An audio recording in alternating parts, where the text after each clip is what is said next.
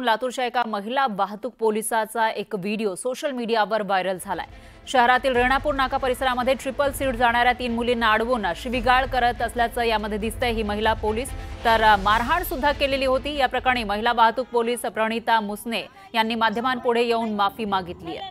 तर कायदा हातात घेऊन मारहाण करणं आणि शिवीगाळ करणं चुकीचं असल्याचं त्यांनी मान्य केलंय। तसंच हात जोडून ज्या मुलींना मारहाण केली होती त्यांची आणि सोशल मीडियावर व्हिडिओ बघणाऱ्या सर्वांचीच माफी मागितलेली आहे।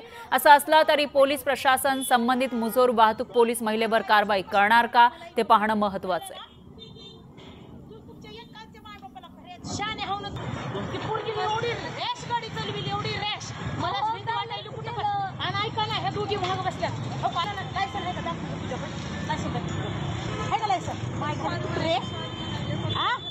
नाव बदनाव माणसावाचा आहे जेंट्स पप्पा नाहीये महिला लाव मग बेवर्षी सावलात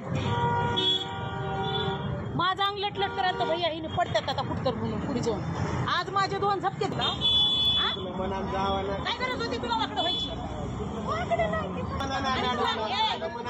व्हिडिओ करून तुला दाखवायला पाहिजे होतं माझा आईस तू कशामुळे व्हायला मलाही 2 मुली आहेत कळलं ना तू तुमच्या एकांच्या माय बापाला खरेच शाने हाव ना ती पोरगी एवढी रॅश गाडी चालविली एवढी रॅश मला भीती वाटायली कुठं आणि ऐका ना ह्या दोघी महाग बसल्या हो पाला काय सर आहे का दाखव तुझ्या पण काय सांगत आहे का लायसन माय गॉड रे नाव बदनाव माणसावाचा आहे जेंट्स पप्पा नाही रस्त्यामध्ये सर त्या जिगजॅग टाईपने जात होत्या आणि एक पोरगी पाठीमागे जी बसली होती ती पूर्ण वाकडी बसली होती आणि मस्ती करत जात होत्या। मला असं वाटलं की आता ह्या पडतात म्हणूनसाठी मी त्यांचा म्हणजे पाठलाग करून त्यांना वेस्ट साईडच्या कोपऱ्यावरती गाडी साईडला घ्यायला लावून मी 2 लगावले आहेत, जे की चुकीचं होतं। माझं कायदा हातात नाही घ्यायला पाहिजे होतं, बट माझ्याकडनं ते झालं की त्यांना काही इजा नाही झाली पाहिजे होती, मला थांबवायचं होतं आणि त्यांची चूक त्यांच्या लक्षात आणून द्यायची होती म्हणून माझ्या हाताने हे झालं।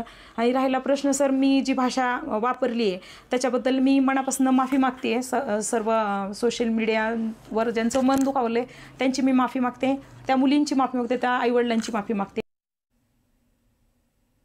तर नियमांचं उल्लंघन झाल्यानंतर त्यांना दंड आकारणं गरजेचं असताना त्यांना मारहाण करण्याची किंवा चुकीच्या भाषेमध्ये शिवीगाळ करण्याची काय गरज होती असा सवाल या ठिकाणी उपस्थित होतोय।